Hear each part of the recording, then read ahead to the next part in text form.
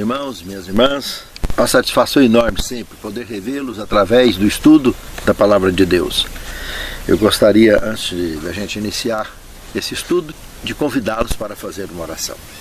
Santo Deus, muito obrigado, Senhor, pelas tuas bênçãos, pelo teu amor por nós, o teu carinho, o teu cuidado, tua proteção e guarda sobre nossas vidas. Obrigado por nos conduzir no cumprimento de nossa missão diante de ti e diante dos homens. Capacita-nos, Senhor, a que andemos retamente sempre em teus caminhos, buscando sempre fazer a tua vontade. E continue nos livrando do laço do passarinheiro e de todas as maldades desse mundo que tentam nos atingir. Fortaleça a nossa fé e qualifica-nos, Senhor, para o teu reino a cada dia mais e ao cumprimento da nossa missão. Nós te pedimos e agradecemos essas bênçãos em nome de Jesus. Amém, Senhor. O verdadeiro Josué. Aqui nós temos 1 Coríntios capítulo 10, verso 11, que diz o seguinte: essas coisas aconteceram com eles para servir de exemplo e foram escritas como advertência a nós, para quem o fim dos tempos já é chegado.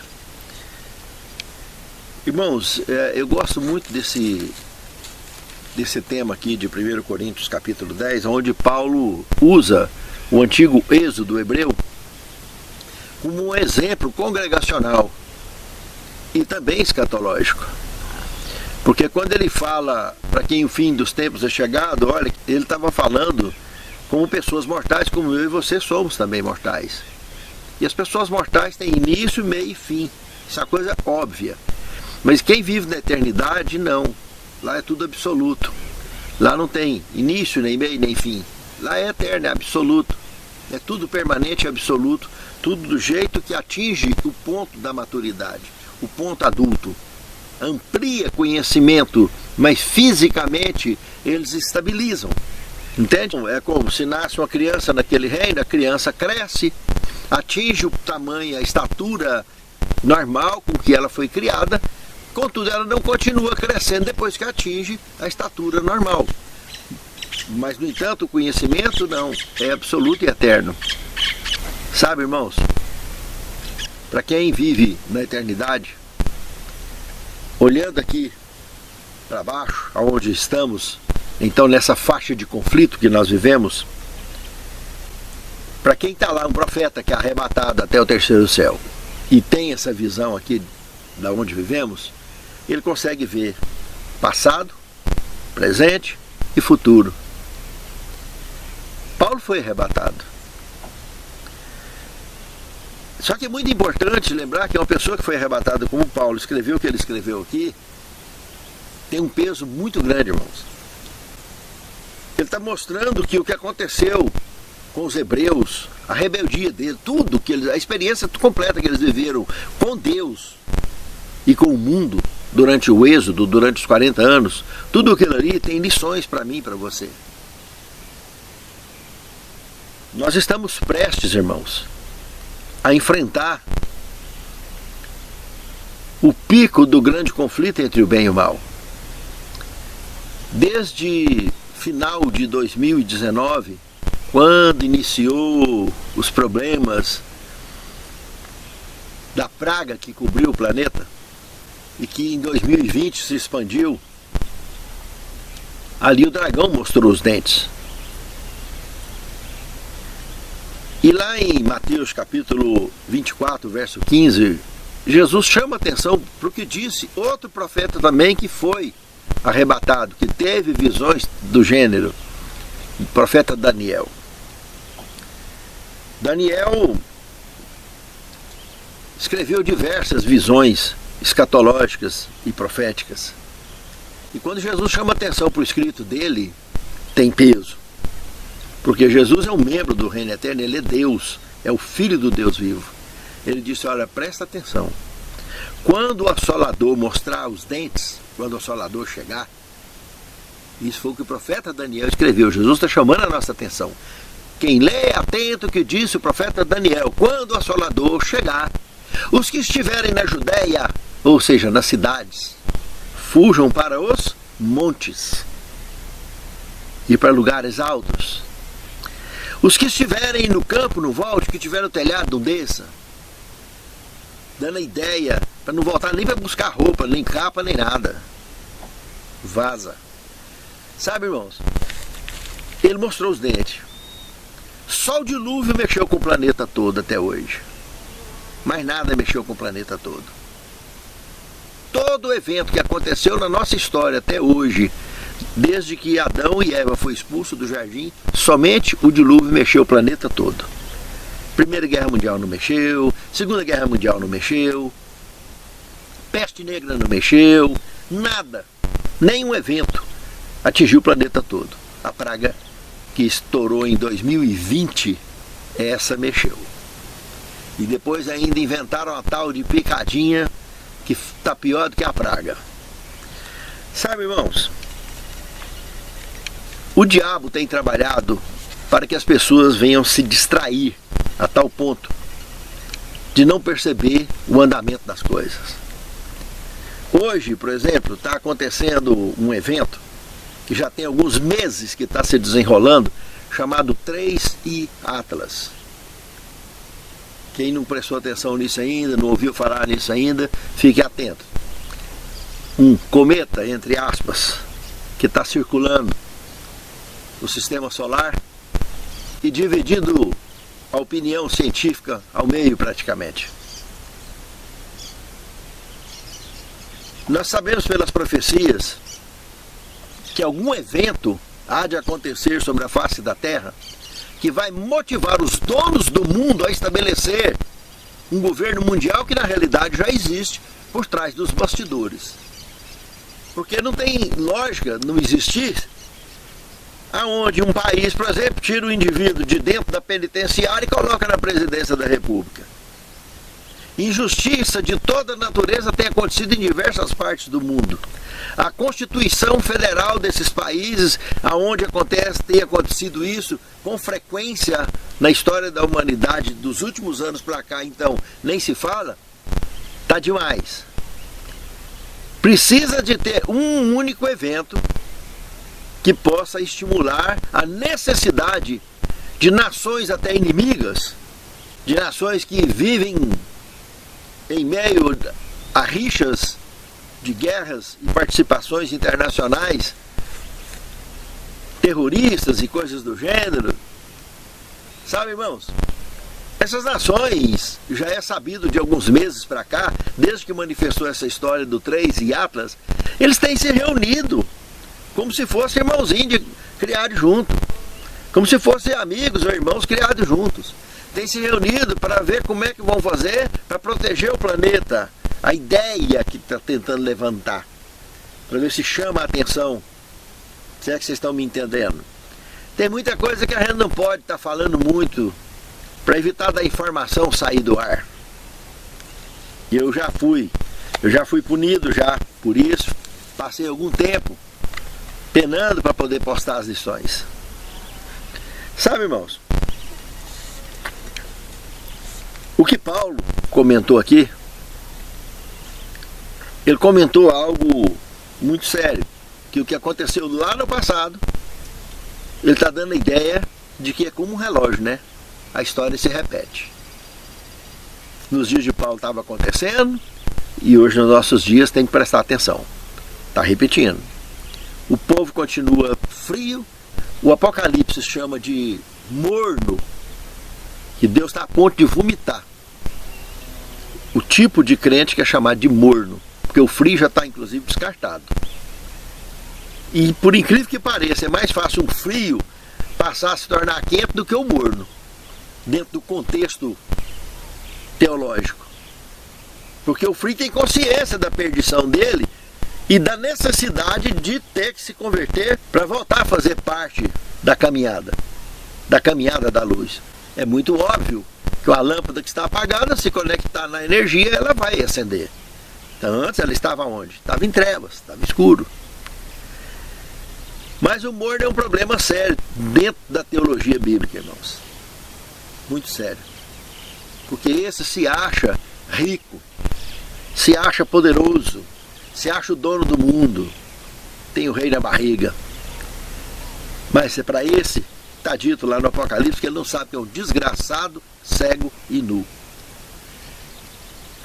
O diabo tem trabalhado na história do grande conflito, irmãos, para formar exércitos de pessoas iludidas, de pessoas enganadas. E hoje não é diferente o que está acontecendo. Com tudo que se desenrolou desde 2019, 2020 para cá, e o que tem se desenrolado na história do planeta, tem que nos chamar a atenção. O presidente americano, assim que assumiu a presidência, agora recente, lembra? Ele estourou o apoio ao decreto dominical a nível de Estados Unidos. E isso há de atingir todo o planeta. A Alemanha já tem muito tempo já que eles vêm trabalhando nisso.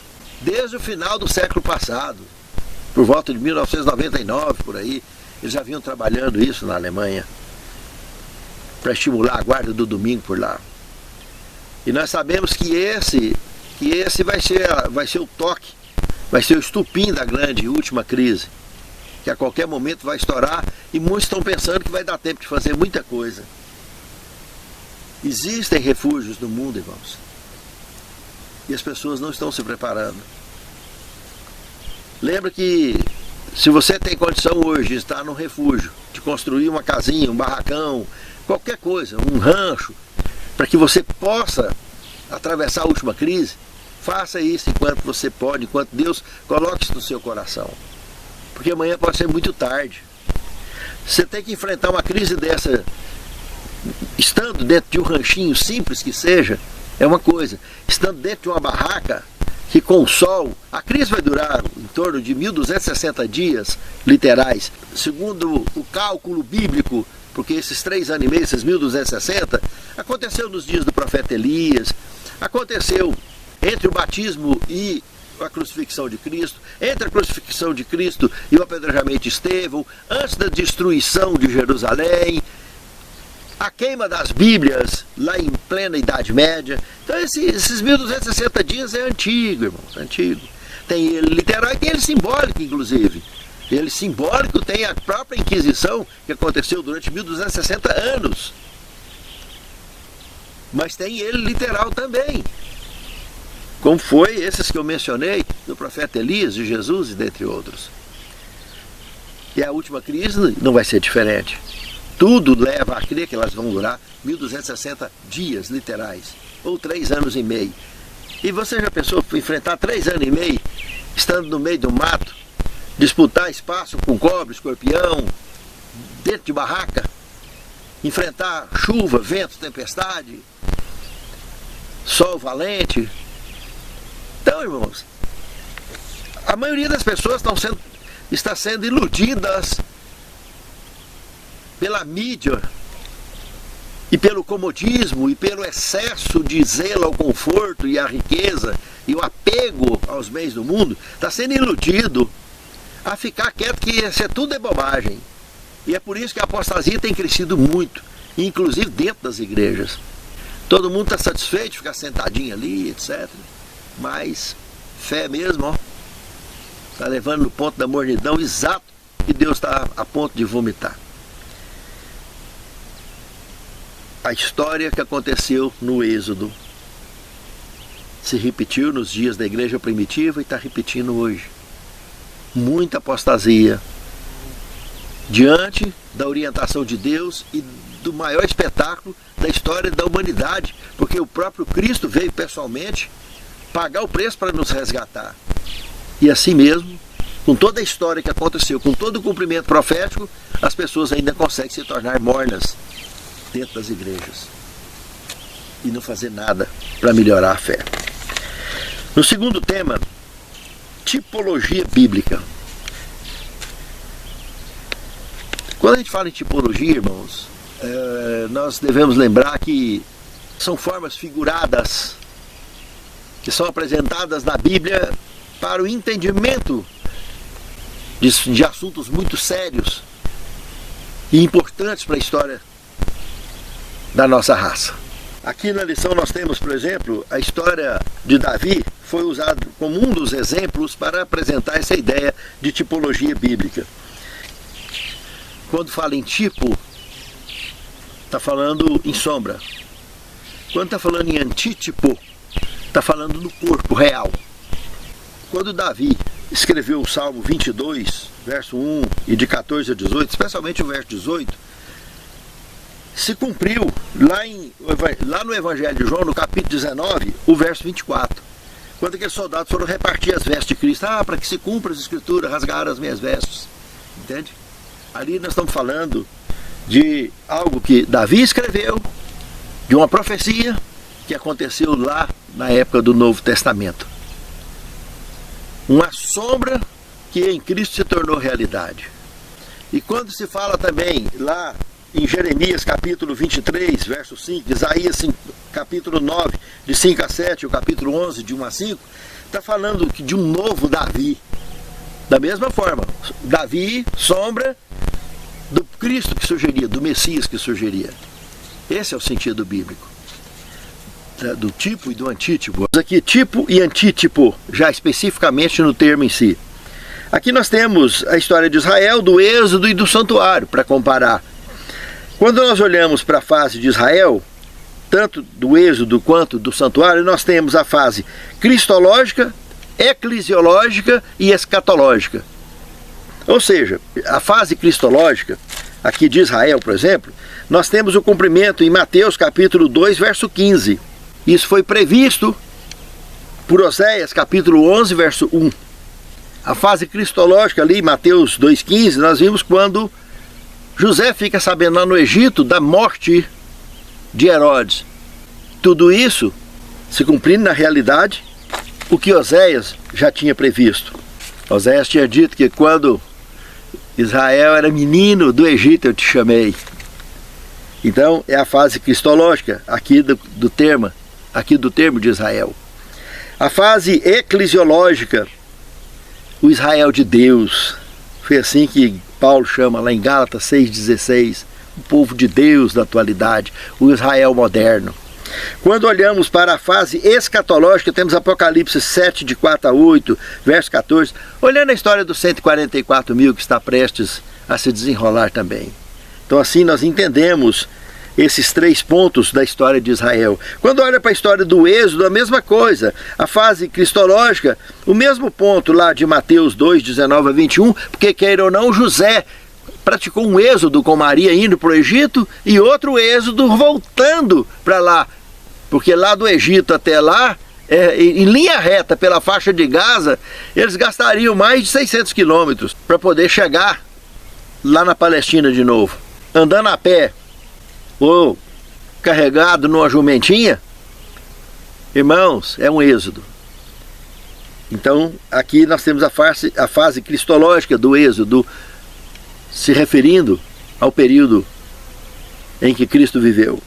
Temos a fase eclesiológica lá em 2 Coríntios 6, 17. Saí-vos do meio deles, olhando para o ponto de vista congregacional.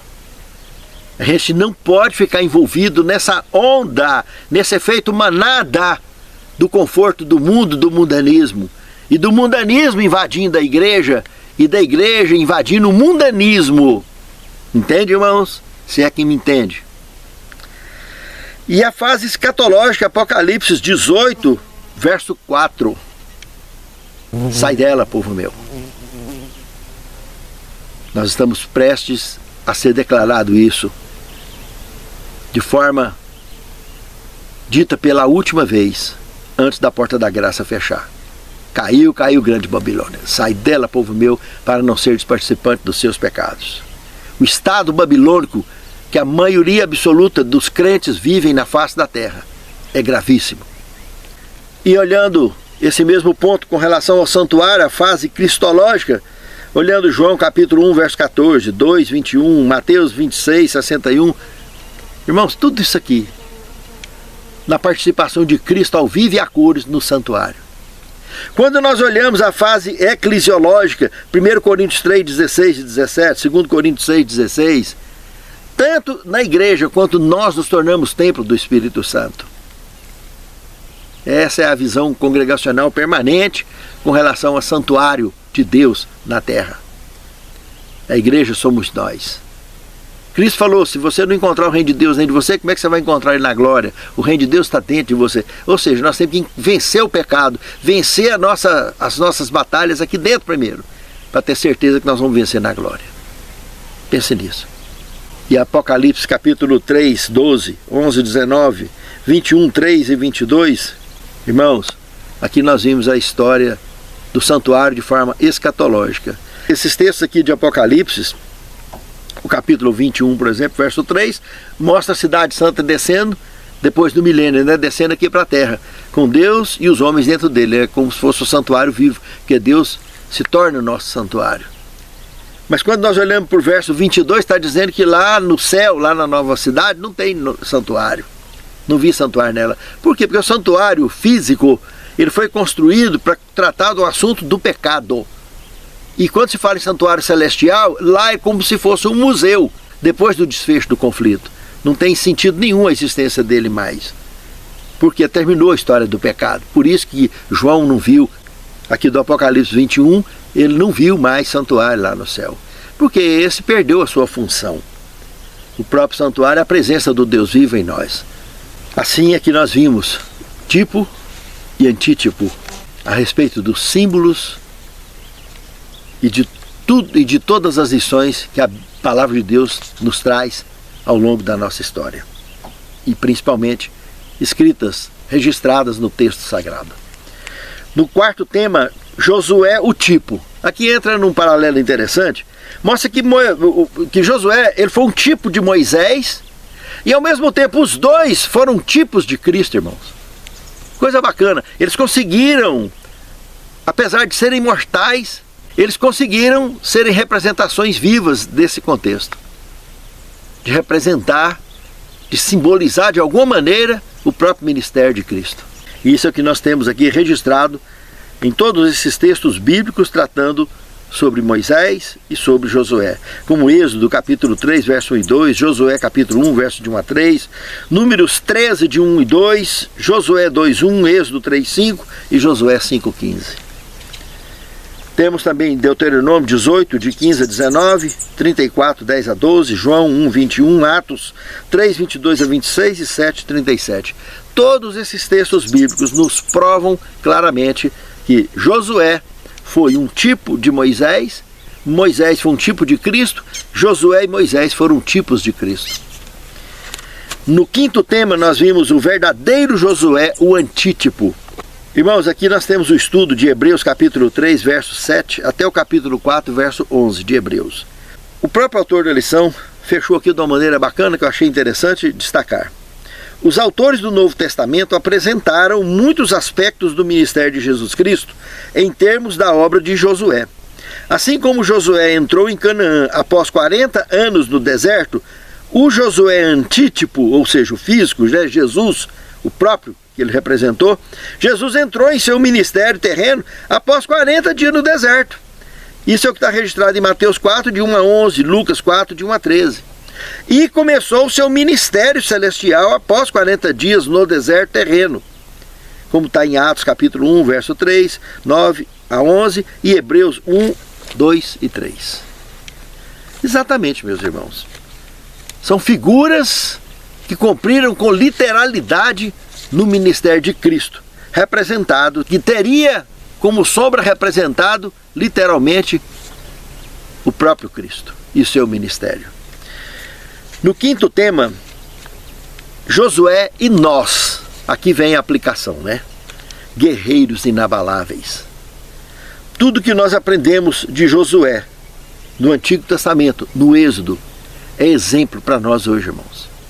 Queira ou não, meus irmãos, nós vivemos num grande conflito. Nós enfrentamos batalhas tão grandes quanto as que Josué enfrentou durante o Êxodo.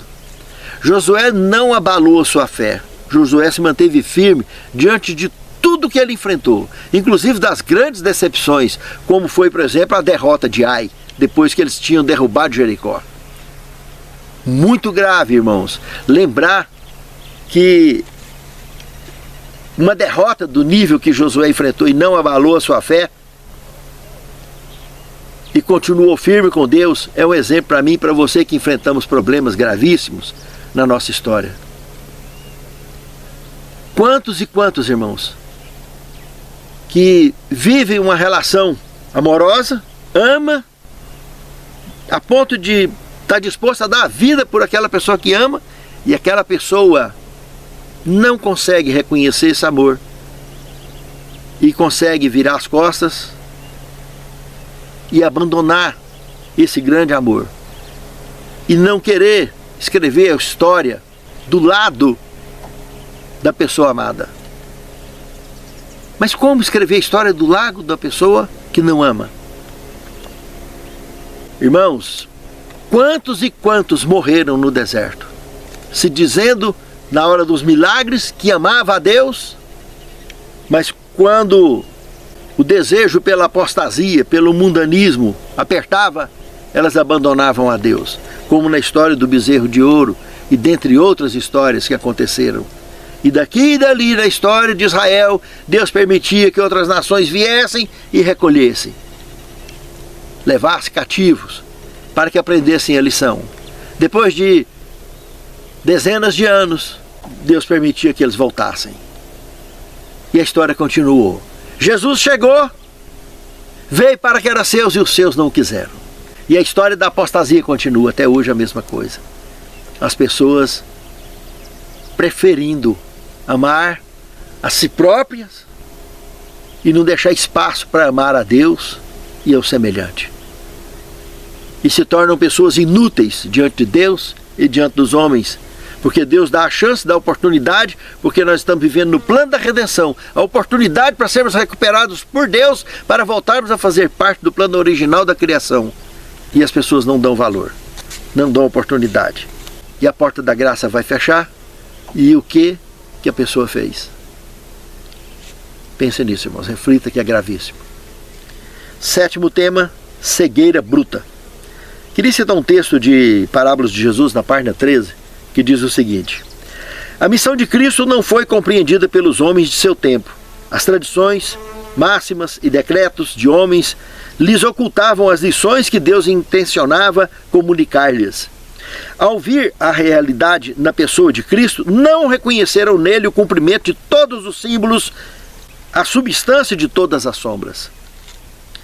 Rejeitaram o antítipo e se apegaram aos seus tipos e cerimônias inúteis.